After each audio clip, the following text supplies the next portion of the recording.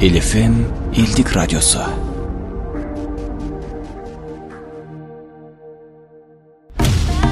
Ар бир ырдычы жүрөккө сиңирмейинче жакшы чыкпайт да. Кудай ай, эстетпечи, жөнө турчу. Каяктагын бар эске салып. Сиз өзүңүз каяка апарып коеюн деп атасың, мен элимди астында азыр. Жөнө тур. Ой, толкуса толкусун, кайнен эле толку. Эрлан Андашев тууралуу китеп жазылса, фильм тартылса, аталышы кандай болмок? Эрлан деген эле аталыш болмок деп ойлойм. Президенттердин алдында дагы бир башкача болот экен. Аймалар элдер тандап койгон, Кудай колдогон хандар да эми. Чайдын даамы чайда эмес, чайлашкан адамда. эл-эф-эм радиосунда иш күндөрү саат 12-де чай үстүндө программасы. Арыбаңыздар, кутмандуу күнүңүздөр менен, ардактуу радио угармандар, кымбаттуу мекендештер. Сиздер менен эл-эф-эм элдик радиосу кезектеги чай үстүндө программасынын чыгарылышын сунуштайт. Студияда аты-жөнү Мелиза Кочкор кызы. Бүгүнкү маек баарыңыздарды кайдыгер калтырбайт деп ишенемин. Анткени тема өтө актуалдуу. Биздин жашообузга түздөн түз таасири тийгизүүчү темалардан жана өтө кызыктуу болот деп ойлоп турам. Андыктан радио толкунга жакыныраак келиңиз жана биздин баарлашууга өз ой пикириңизди 0776 076506 сандарына билдирсеңиздер болот. Бүгүнкү менин маектешим студиябыздын коногу Токио эл аралык университетинин санари бизнес жана инновациялар факультетинин докторанты, биздин мекендешибиз, жасалма интеллект боюнча аны карьералык пландоодо колдонуу багытында өзүнүн изилдөө иштерин жүргүзүп келе жаткан Мураталы Үчкемпиров. Саламатсызбы? Саламатсызбы. Кыргызстанга куш келипсиз. Рахмат чакырганыңыздар үчүн. Абдан кубанычтабыз жана бул тема, мен ойлойм, ар бир угарман үчүн пайдалуу болот деген терең ишеничтемин. Өзүңүз жөнүндө кыскача маалымат угармандарга айтып өтсөңүз. Япониядан жакында эле келдиңиз, кайра эртең эле кайра учуп кетем деп атасыз. Сиздин мындай тыгыз иш графигиңиз, изилдөө иштериңиз эмне үчүн Япония мамлекети менен байланыштуу болуп калды? Мекендешибиз катары айтып бериңиз. Рахмат. Кыскача айта турган болсом, мен ошол жаш маданият маалымат жаштар министрлигинде иштейм. Анан менин негизги функционалдык милдетиме ушул жаштар саясатын түзүүгө биздин бөлүм жооп берет да. Андан мен бул программа JDS деген программа Кыргыз Жапон өкмөттөрү биргелешип туруп ушул биздин мамлекеттик муниципалдык кызматкерлерди магистр программасы, докторантура программасы боюнча жыл сайын кабыл алат. Мына 19 магистрант болсо бир адам докторантурага барат да. Демек, бул долбоордун негизги максаты ушундай. Ал мына азыр 19-чу тайпа кетип атат. Бул жалпысы 300 адамдай болуп калды бүтүрүүчүлөр. Мына ошолор кайра келип өзүнүн баягы багыттары боюнча иштерди, бир демилгелерди сунуштап, өзгөрүүлөрдү сунуштап берет деген ишенимде. Анан бул жака келип туруп азыр 2 жумалык мен AI workshop семинарларын өтүп атам. Бул жасалма интеллект семинарлары райондорго бардым, мэрияларда, анан ушул журналисттер менен бир топ жолугушууларды өткөрүп атабыз, подкасттарды. Негизги максат азыркы эмгек рыногунда мына жаштардын жумушсуздугун биз деңгээлин азайтышыбыз керек да. Анын 2 жолу бар. Биринчиси бул адам өзүнүн жаңы бир кесип менен иштөөсү, жумуш табуусу варианты бар. Экинчиси өзүн иш менен камсыз кылуу. Бул бизнес жүргүзүү же болбосо стартап жасоо, ушул 2 форма менен ишке ашат. Анан биз региондорго деле көп чыгабыз. 15 жылдан бери ушул жаштар маселеси номер 1 бул жумушсуздук болуп келет да. Экинчи маселе бул билим берүүнүн сапаты жана шарттары жөнүндө. Үчүнчү спорт жабдуулары, спорт имараттарынын жетишсиздигин көп айтышат. Бизге ушул спорт имаратын, залын куруп берсеңиздер деген сураныч, өтүнүчтөр. Ушул 3 маселе өтө жогорку актуалдуу болуп келген. Анан мен азыркы изилдеп аткан маселем дагы баягы карьераны пландоодо этаптары болот да. Мисалы, сиз жумушту которсоңуз, бүгүн башка жумушка өтсөңүз, сиз ошол жумушту бир өздөштүрүшүңүз керек. Кандай иштерди аткарам, милдеттери кандай болот, аны үйрөнөсүз. Андан кийин ошол жумушка, ошол коллективге кирип отурукташышыңыз керек да. Командага киргенден кийин ал жерде ар дайым өзүңүздү өнүктүрүп баягы зарылчылык сизди компанияга пайдаңыз дагы тийиш керек да. Ошол жерде анан билимиңизди көбөйтүшүңүз керек болот. Анан бир учур келет, аны дагы алмаштырышка туура келет. Мүмкүн кесип актуалдуу болбой калышы мүмкүн, же бул позициянын актуалдуу болбой калышы мүмкүн. Автоматташтыруунун негизинде жасалма акыл эс көп иштерди азыр аткарат деп атпайбызбы? Ошонун негизинде ал сиздин жумушуңуз керек болбой калышы мүмкүн. Мына ошол моментте бул этап бүтөт, кайрадан жаңы этап башталат. Бул жаңы этап ошол жаңы кесип пайда болот да. Мисалы робот жасап турган болсо, ошол роботту сиз оңдой турган болосуз да. Роботту башкара турган болосуз. Робот кандай принциптер менен иштейт, кандай каталарды кетирип атат, эмне үчүн кетирип атат. Ошол мындайча айтканда роботтун доктору болуп каласыз. Бул кесип керек болот да. Эми роботтун доктору болуш үчүн биз кайрадан даярдык ошол кесипти өздөштүрүшүбүз зарыл. Кайрадан ошол жаңы инструменттерди колдонуп, биз жаңы жумушка киребиз, ошол эле позициябызды өзгөртөбүз. Анан кайра эле ошол жумушубузду мындай трендтерге, багыттарын үйрөнүп, ошол жумушта иштейбиз.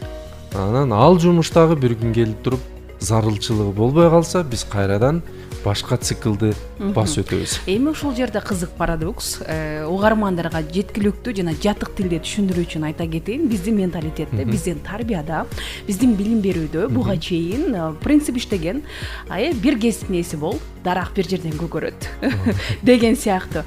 Сиз айтып жаткан азыркы жаңы технологиянын шартында биздин заманбап жашоодо жана жаңы трендтердин пайда болушу менен бир эле адам өзүнүн өмүр жолунда бир эмес бир канча жолу кесибин алмаштырууга аргасыз болот дегенди айтып атасыз да. Ооба, туура. Baby boomer деп коет. Бул биздин 1950-60 жылдар туулгандар. Мына ошолор өмүрүндө бир 2-3 жолу эле өзгөртөт экен да жумушунчу. Кесибин, мисалы, ошол эле бир кесиби менен пенсияга чейин иштеген учурлар болгон. Андан кийинки муун X мууну деп коет. Азыркы биздин 45 жашка чейинки муундар 50ге чейин. Алар 3-4 жыл, ар 5-6 жылда гана бир жумуш алмаштырыш экен да. Азыркы муун Z generation, Z мууну деп коебуз. Алар өмүрүндө 5-6 кесип алмаштырып 15-16 уюмда иштеши мүмкүн күтүлүүдө. Ал эми миллениалдар акыркы могул андан дагы жаштары ар 2-3 жыл сайын ишин алмаштырган туура келет. Себеп дегенде азыр баягы технологиялар, инновациялар тез өзгөрүүдө. Коомдун өнүгүшү үчүн эки компонент зарыл. Бул экономикалык өнүгүүдө, бул соода саттык өнүксө, коом өзгөрөт. Экинчи вариант бул технологиялар өзгөргөндө коомдун жашоосу өзгөрөт. Биз технологиялар менен такыр кээ-бирки баягы жумуштун зарылчылыгы болбой калат. Мен кече эле бир курулушчулардан уктум. Азыр бир курулуш базарында бир тренд болуп аткан обой. Обой болчу да. Азыр обойлар болбой калды. Актуалдуу эмес. Актуалдуу эмес. Досканы эле коюп атат, атайын доска, же ак доскага бир сүрөт тартып коюп атат. Минимализм өкүм сүрүп атат. Минимализм.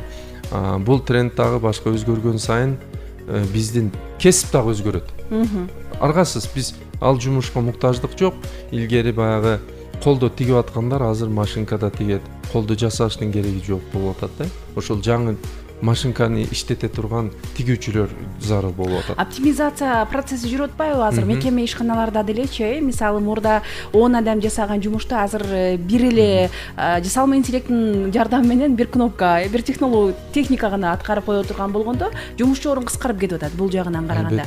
Ал жерде конкуренция деген атаандаштыкка биз суроо талапка жооп бере албай калып атпайбызбы, туурабы?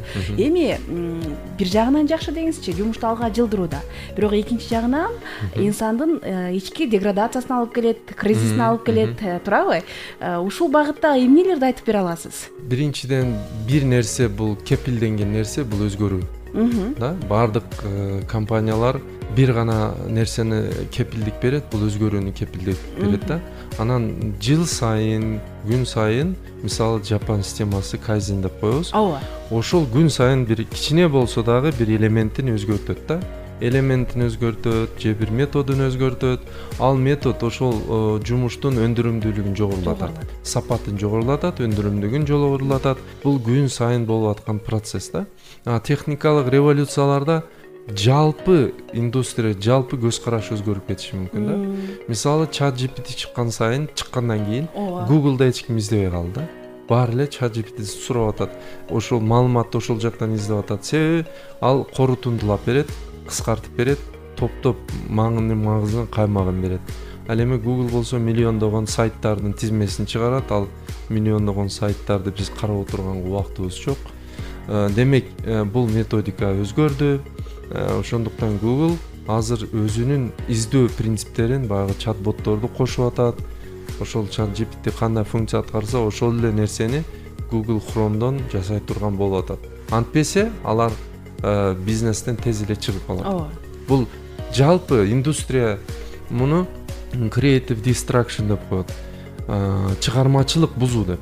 Бир жаңы чыгармачылык кылсаң, сен эски системаны бузушуң керек да. Ооба. Бул дүйнөгө келгенде дагы бала ыйлап келет го. Ошондой эле оору, мындай төрөгөндө кандай оору сезген болсо, бул процесс дагы кандайдыр бир убактарда оору менен оору эмес коштолот да. Эми сөзсүз ал аргасыз биз ал нерседен өтүшүбүз керек деген. Кантип ал нерсени кабыл алууга, ийкемдүүлүккө биз үйрөнөбүз анда. Ортодо демек эволюциялык процессби, бул же кыска убакыттын мөөнөттү гана камтып кетеби?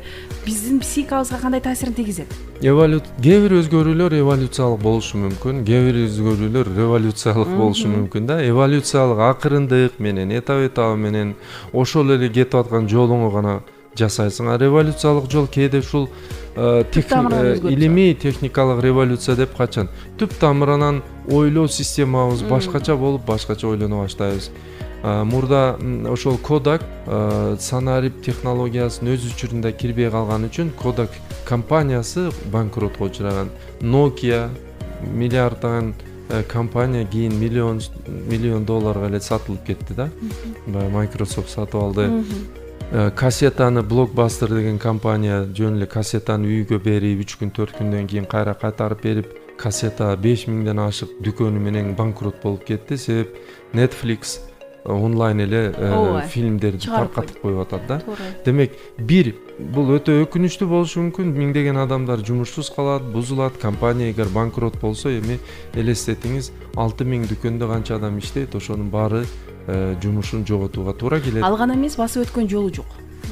Тарых жабылып кетип атпайбы? Ошончо мээнеттикке кетип атат деген. Биз азыр ошол эле видео кассеталарды иштетпей калдык. Баары биз азыр кала берсе жаңы компьютерларда диск окуй турган баары жок, CD-ROM жок да. Азыр баары эле булуттарга өтүп кетти. Cloud computing деп Google, Amazon баары эле интернетте документтердин баары ошол жерде сакталып атат. Бул технологиялар өзгөрө берет да. Эми сиз айтып аткандай сөзсүз бирөөлөр жумушсуз калат, бирок ошол эле мезгилде башка жумуштар пайда болот. Кандай жумуштар пайда болушу мүмкүн, мисалы? Ошол жаңы технологияны иштеткен жумуштар. Сизде Jensen Huang деген Nvidia компаниясы азыр номер 1 компания, эң бай, 4 триллион доллардык маркет баасы бар. Ошонун жетекчиси айтат да, сизди робот жумушуңузду тартып албайт. Сизди ошол роботту иштеткен, жасалма акырес түшүнгөн, жаңы инновацияны колдонгон адам тартып алышы мүмкүн. Мына сизге. Ошондуктан биз жаңы технологияны колдоно алсак, биз ошол жанагы айтылган этаптарда 4-этап бул ошол жумушту кармап туруу үчүн биз жаңы технологияларды үйрөнүшүбүз керек. Үйрөнбөй турган болсок, кандайдыр бир баягы токтоп кала турган болсо же басаңдап калсак, ал инновация, технология бизге карап отурбайт да. Ал кете берет.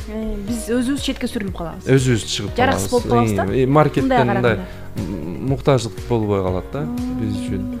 Анда кааласак, каалабасак биз ал нерсени кабыл алып, жаңы билимди өздөштүрүп алып кетишибиз керек. Албетте. Себеп өзүбүз башка биз буга чейин тарыхта деле көрүп келгенбиз. Бирок азыр жасалма акыл эс ушунчалык 5 жылда боло турган прогноздор азыр мына 1 жылда эле ишке ашып атат да. Ооба. Кала берсе ошол эле Билл Гейтс дагы өзү билбейт, мисалы кантип өзгөрүп кетсин. Сэм Алтман деген ошол OpenAI'нын жетекчиси бул дагы айтып атат, биз ойлогондон дагы тез өнүгүп атат депчи. Ушул эч ким мындай толук мурда 5 жылга 6 жылга прогноз кылчу эле да. Азыр 1 жыл караң кылып калды.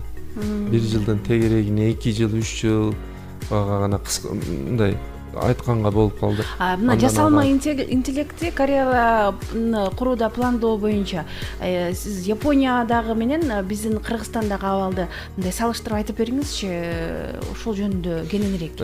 Мисалы мен биздики өлкөбүз динамикалык өнүгүп жаткан өлкөлөргө кирет. Ал эми Япония өнүккөн өлкөгө кирет. Алар бир кандайдыр чоң деңгээлге чыгып, азыр кандайдыр бир стагнация болуп аткандай, экономикалык стагнация бул адамдын санына дагы көз каранды. Ал жакта демографиялык проблема болгондуктан көйгөйлөр, алардын карылардын саны көп. Азыр 100дөн ашкандардын саны 100 миңге жетейин деп калды да. Бул 10%, ошол бул өтө чоң. Бирок ошол эле мезгилде ошо кар адамдарга чоң базар түзүлүп атат. Алардын муктаждыктары үчүн товарларды өндүрүү керек.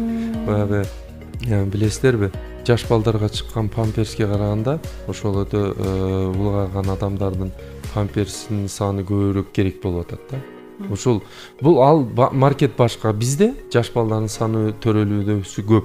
Ошондуктан бизге жаш балдардын памперси керек болуп атат. Бул ар бир өлкөнүн өзүнүн муктаждыктары, өзүнүн маркети, өзүнө тиешелүү гана баягы өзгөчөлүктөр бар да. Анан ошол өзгөчөлүктөрдү эске алып, биз максатка жетүүнүн өзүнүн стратегиясын иштеп чыгышыбыз зарыл. Биздин стратегия бул Кыргызстандын стратегиясы. Ал Японияга иштебейт. Япониянын стратегиясын биз толук көчүрүп ала албайбыз. Биз өзүбүзгө ылайыкташтырып алышыбыз керек да. Туура айтасыз. Мамлекеттин башкы байлыгы, ресурсу бул анын калкы болуп эсептелинет да.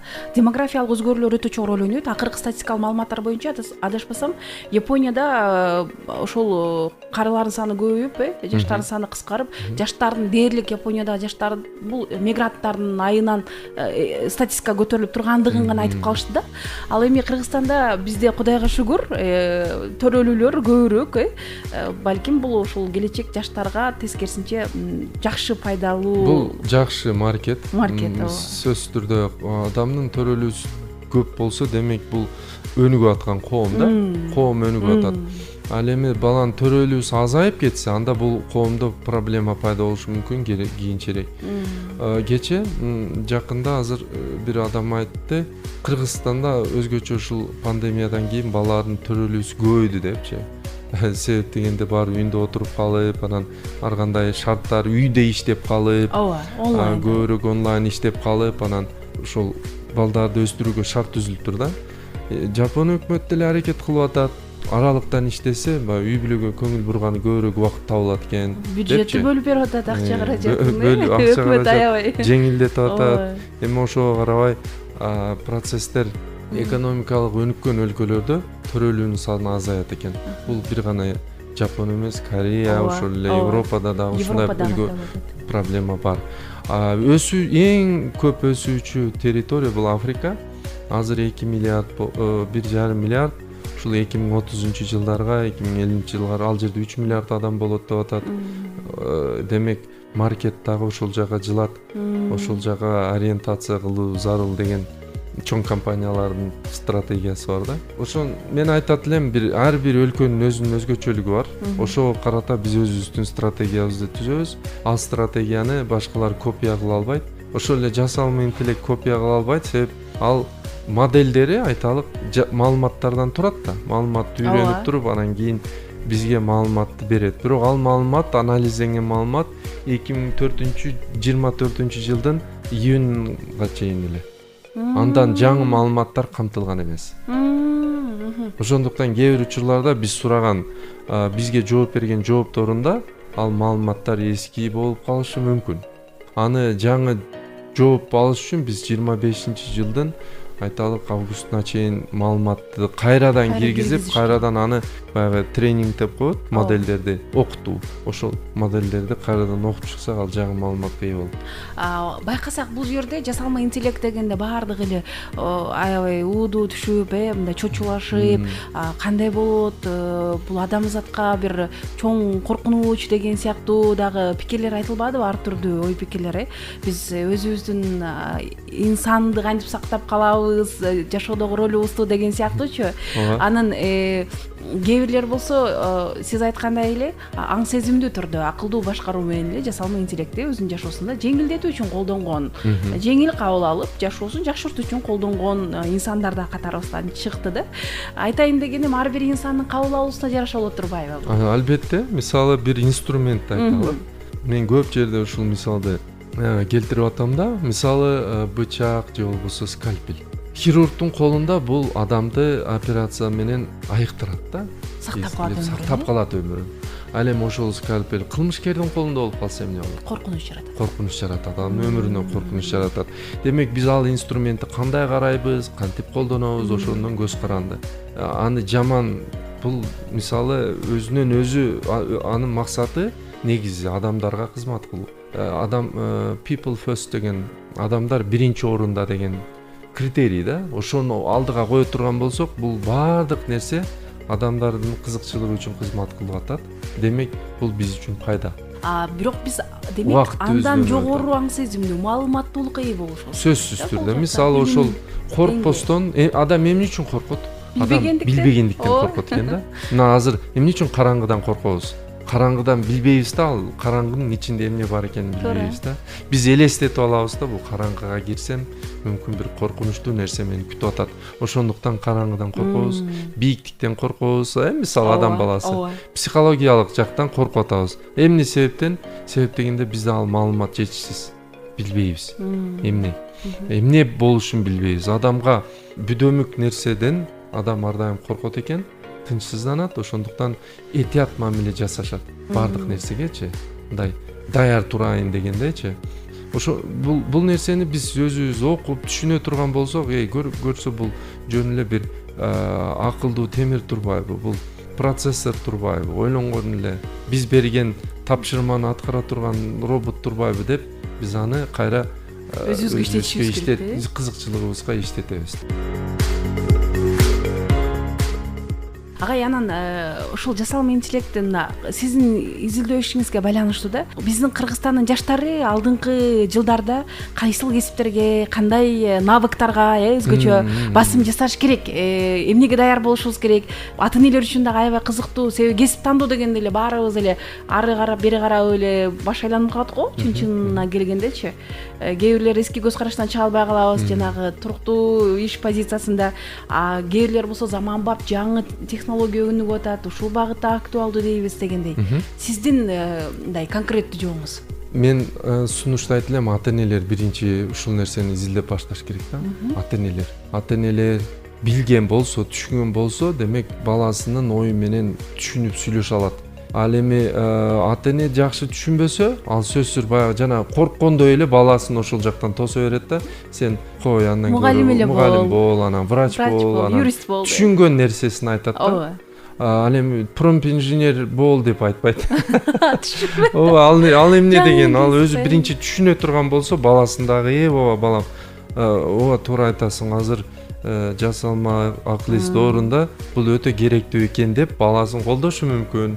Анан баласы дагы көбүнчө ойноп отурса, биз жаман көрөбүз да, ойноп атат деген. Компьютердик оюндарды ойногон балдардын дагы баягы ой жүгүртүү өндүрүмдүүлүгү өтө тез болот.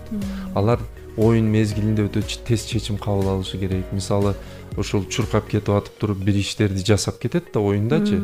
Бир атайын очко алыш керек, упай алыш керек, тез чечим кабыл алыш керек да. Ал жерде отуруп мындай ойлоно турганга убакыт жок. Тез кыймылдап, тез чечим кабыл алганды үйрөтөт. Мээсин иштеткенге үйрөтөт. Аны дагы болгону кандайдыр бир убакыттарды чектөө, ошол эле мезгилде ата энеси түшүнүш керек. Бул оюн пайда, ойноп эле жата бересиң деп баягы урушпастан, эмне оюн ойноп атасың, ал кандай оюн экен, канчанчы версиясы деп ата энеси өзү кызыга баштаса, бала дагы уже мындай, бул атам билет, түшүнөт, Андан көрө мындай кээ бир учурларда калп айтып койгон учурлар болот да, түшүнбөйт депчи.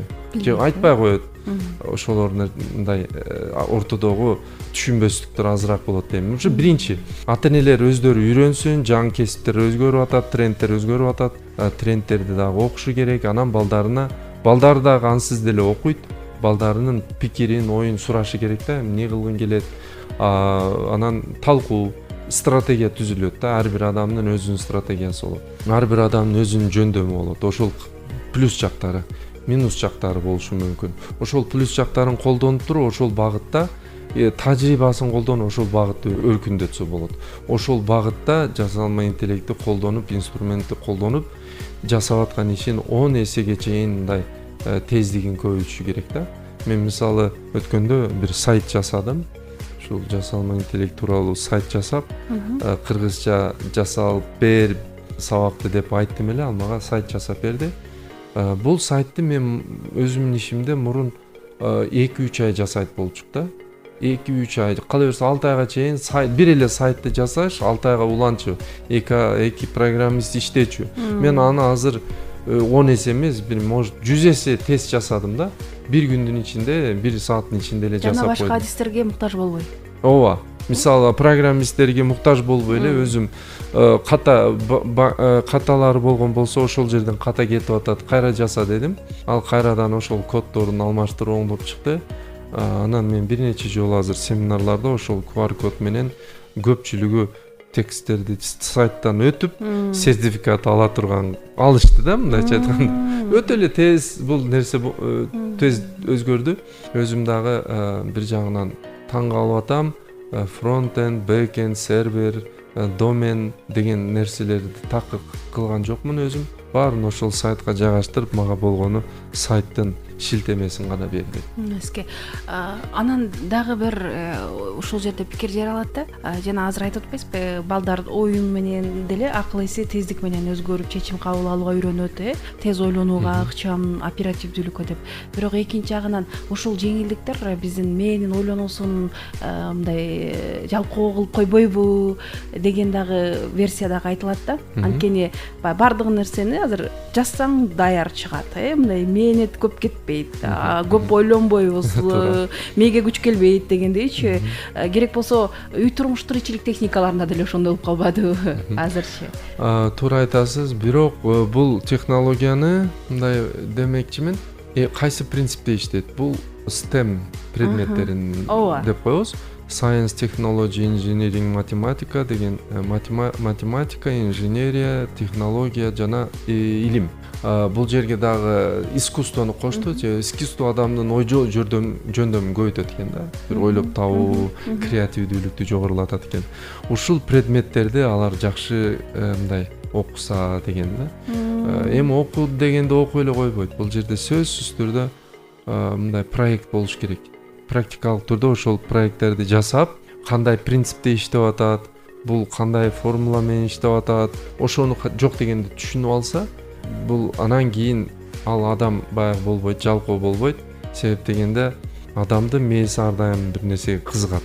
Жаңы нерсени жараткысы келет. Жаңы нерсе кызыгат. Эмне үчүн допамин аркылуу мына соцсеттерде, сот тармактарында биз кийинки баракты өткөрө беребиз да. Ошондо допамин бөлүнүп чыгып, баягы дагы кийинкиси кызыктуу болот. Кийинкиси кандай экен көрбөйсүңбү? Кийинкиси аябай кызыктуу болуп калса эмне кыласың? Анан билбей каласың да деп.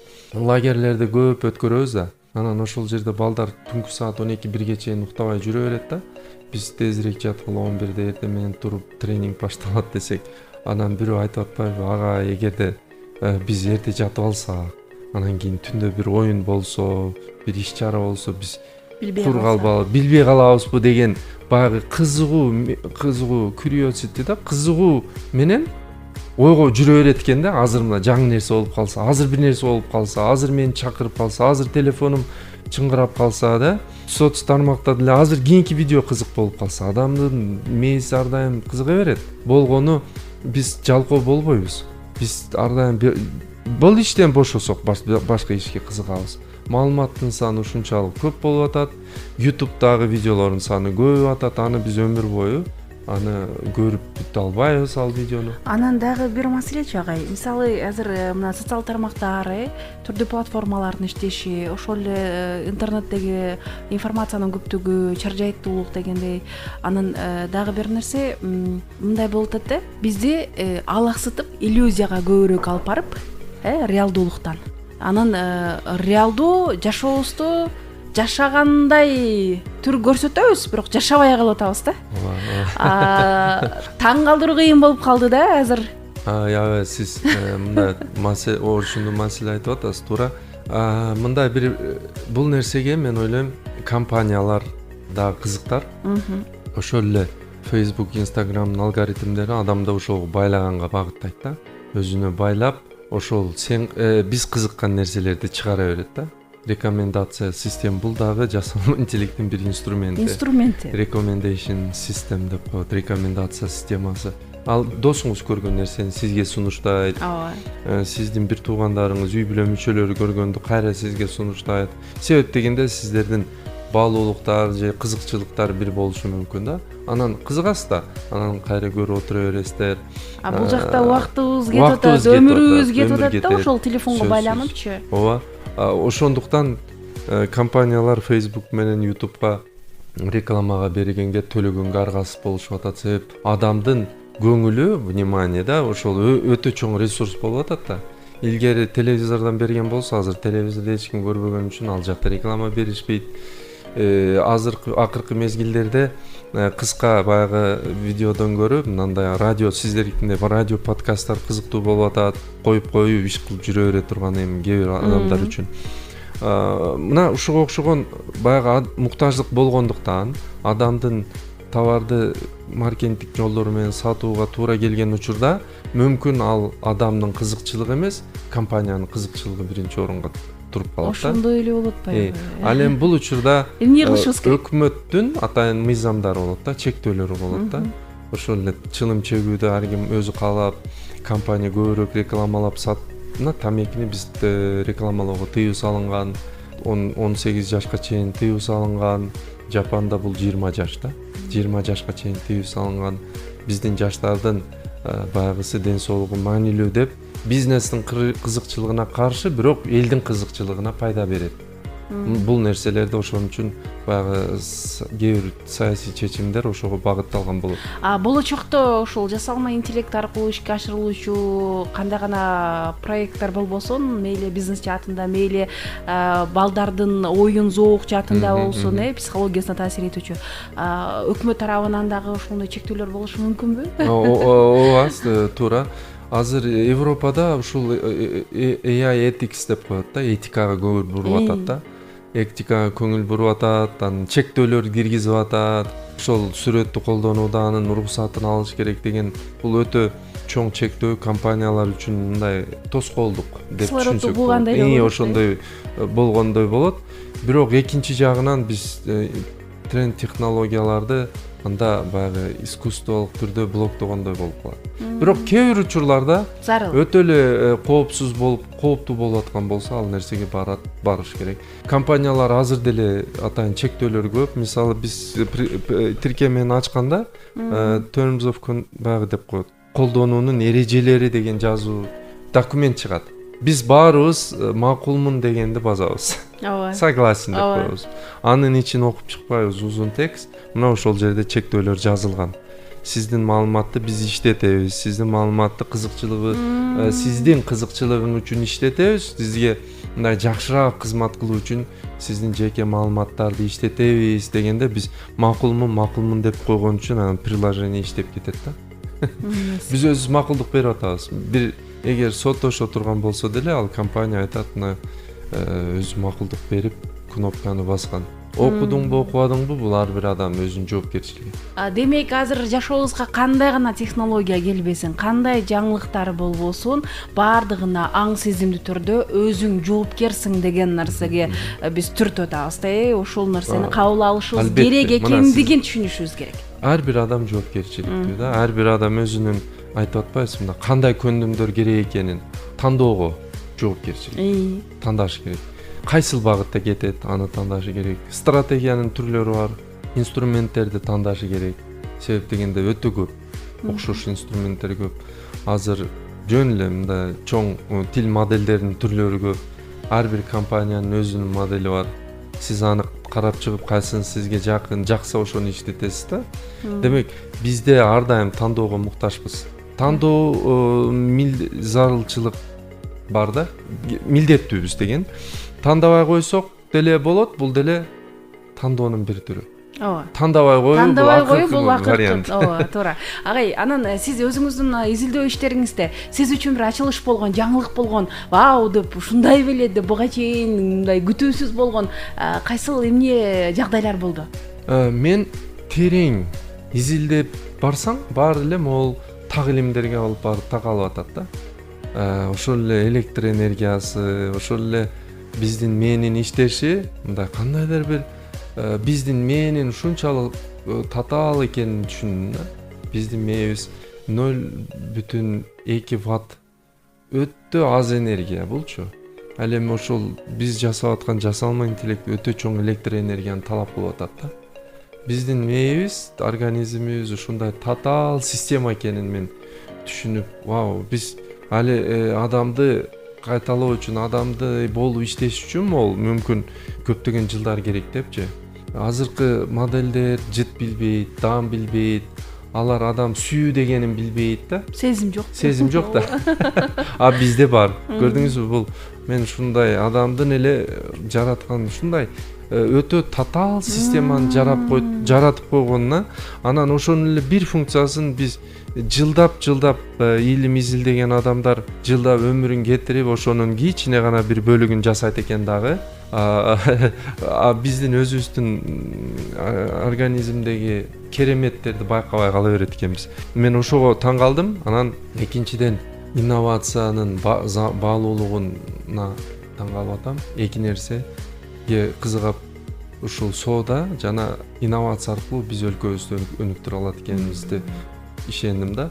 Өтө анан илимдер бири-бирине байланышын түшүндүм. Физика кантип экономикага таасир этет, химия экономикага таасир этет, жөн эле биология да, адамдардын жашоосуна кандай таасир этет, ошолорду көрүп таң калып атам. Баардык нерсе бири-бирине байланышкан татаал экосистема экенбиз. Ошого айтат элем, адам бир тараптуу болбостон баардык жаратылышты түшүнгөнгө аракет кылса деген. Ушул жерде угармандарга жаш кары дебей баарына бир айтып кетиңизчи агай. Сунушуңуз сиздин. Алдыда биз адам баласы кандай жөндөмдөргө ээ болушубуз керек, эмнеге даяр болушубуз керек. Учурда 2-3 муунун ортосундагы конфликттер, кагылышуулар, түшүнбөстүктөр бул жөн эле маселе, проблема деп олтурбастан, келечекте ал артка кетпейт, ал алдыга кете турган нерсе да. Ар бир адам, ар бир инсан эмнеге даяр болуш керек? Кандай жөндөмдүүлүктөргө, кандай билим алууга, өзүндөгү потенциалды кандай ачууга даяр болуш керек? Ошол жөнүндө айтып бериңизчи. Жакшы, мен бир ушул жерде стратегия деген түшүнүккө көңүл бургум келет. Ооба, биз айта беришибиз мүмкүн, азыр мына жаңы технологиялар чыгып атат, инновация көбүрөөк окугула, бул көбүрөөк окуганда маселе чечилбеши мүмкүн да. Себеп маалыматтын көлөмү аябай көп. Жетишпей калып атпайбы? Жетишпей калабыз. Көп окуунун кереги жок да. Көп окуубуз, керектүү маалыматты окуубуз керек. Керектүү маалыматты табып, бул мага керекпи, бул менин ишимин өндүрүмдүүлүгүн жогорулатабы, кандай деңгээлде менин жашоома таасири бар. Мага пайдалуу маалымат сизге пайдалуу болбошу мүмкүн. Себеп дегенде сиздин жасап аткан функцияңыз, жумушуңуз башка, меникинен түп тамырын мындай башка. Демек сиз өзүңүздүн стратегияңызды түзөсүз. Өзүңүздүн стратегияңызды сиздин плюс жак кандай күчтүү жактарыңыз бар, кайсыл багытта иштеп атасыз, кайсыл багытта тажрыйбаңыз көп. Мына ошол багытта сиз тереңирээк инструменттердин, кандай жаңы инструменттерди колдонсом болот деп ошол багытта ойлоносуз дагы, ошол планды түзөсүз. Айтарым, ар бир адам уникалдуу, ар бир бала уникалдуу, ар бир баланын стратегиясы болуш керек, ар бир адам жеке. Ошондо гана биз маркетте керектүү адис, керектүү адам боло алабыз. Мисалы, сиз айталык, сиздин тааныш досуңуз унаа айдап жүргөн. Көп жылдан бери унаа айдат, бир 20 жылдан бери таксист. Бишкекке барганда сиз ошол тааныш адамды тандайсызбы же болбосо жаңы бир рульга отурган жаңы айдоочуну тандайсызбы деген маселе, экөөнүн айырмасы чоң. Демек биз ар бир адамдын өзүнүн стратегиясы деген күчтүү жактарын, тажрыйбасын, анын байланыштарын, мамилелерин, кызматын башка бир чөйрө менен бириктиргенде алар бири-бири менен байланышта иштеген карта, жол, план, стратегия. Демек, биз ар бирибиз өзүбүздүн стратегияны ошол атайын менторлор менен, ар бир адам ментор болсо жакшы да, бир агайы же болбосо тийиштүү адистер менен сүйлөшүп, менин ушундай стратегия кылып атам, кандай деп ойлойсуң, ушул багытта кетейин деп атам депчи. Анан алар айтышы мүмкүн, досум сен мага бир жолу айтканда, бир коллегам кийин жолугуп калып айтып атат, эгер сиз мектеп ачсаңыз мен баламды берем деп атат. Ушул өмүр бою сен илим казып, китепти көп окуп, анан ушундай семинарларды көп өтүп жүрөсүң, ошо окута турган болсоң, мен балам сага ишенип тапшырмакмын дейт да. Мен эми ушул багытта иштеп атам. Мен азыр чыгып туруп трактор айдай турган болсом, мен сөзсүз утулам. Мен азыр трактор технологиясын үйрөнүп, экскаваторду иштетип, мына крановщиктер байгылат экен, көп айлыгы көп экен дей турган болсом, мен утулам да. Себеп дегенде мен жашым бир багытта, билим берүү тармагында болду, консалтинг тармагында болду, кичи бизнес тармагында болду. Эми мен кесибиме 180 градуска буруп кете албайм. Мен кесибиме ошол жакыныраак жакка жаңы технология, жаңы методдорду, жаңы жолдорду колдонуп туруп, кайра эле ошол багытта, ошол сферада керектүү адис болуп кала берем да. Мисалы, азыр сиздин бул сөзүңүздөн бир ой жаралып атат. Пенсия курагындагы мугалимдер насаатчылыкка өтсө болот дегенде. Ооба, сөзсүз, албетте. Иштебей калдым, болду эми мектептен чыктым деп олтуруп калбастан, ошончо алган билим тажрыйбасын, баардыгы насаатчылыкта колдонсо болот. Тренерликте, окутуучулук деген сыяктуу. Албетте. Себеп ал ушунча жыл иштеп адамдын психологиясын билет, баланын психологиясын билет да. Анан насаатчылык кыла турган болсо ал киши, андан көбүрөөк мындай пайдалуу маалыматты угабыз, жашоодо керектүү историяларды, мындай аңгемелерди угабыз. Ошол менен бизди жакшыраак кабыл алабыз да. Мындай гез айталык жөн эле интернеттеги текст уккандан көрө ошол адамдардын сөзү, баткан өстөрүп, баскан жолук таасирдүү болот. Туура. Ошол ментордукка өтүшү керек экен. Улгайган адамдар өзүнүн иштеп аткан багытында жаңы технологияларды колдонуп, жаңы методикаларды колдонсо, демек бул баягы болот, керектүү болуп кете берет да. Абдан сонун. Мен айта турганым ошол жашы өтүп калган пенсионерлер чындыгында азыр Японияда бир проект башталыптыр, ошондой адамдарды үйүнө мындай повар катары, ата-эне катары алат экен да.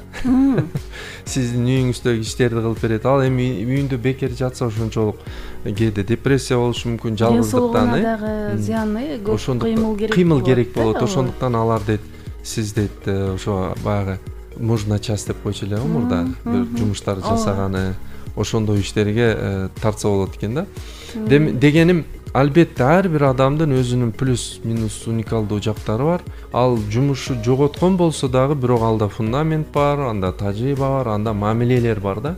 Бир долбоордо, кече бир долбоорду угуп калдым, бир миллионерди бардык карталарын дейт блоктоптур да. Силер дейт, мага эч нерсе калтырбайсыңар, мага бир карта бергиле, ичинде $5 болсун депчи. Бир эле карта, ал дагы жаңы карта, эч кандай кредит тарыхы жок, башкасы жок.